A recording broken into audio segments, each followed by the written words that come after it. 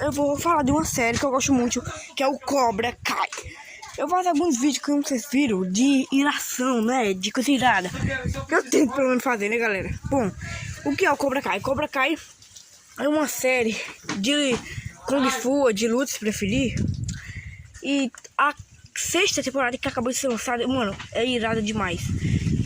Tem muitos personagens que eu gostei. Eu nunca, acho que vocês já ouviram falar ou não.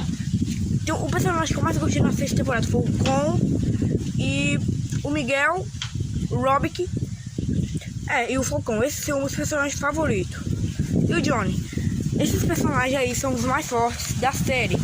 O Miguel, ele consegue derrotar o Angel. Eu falo assim o nome dele, aquele homem lá, que é meio loiro, que sabe lutar, entendeu?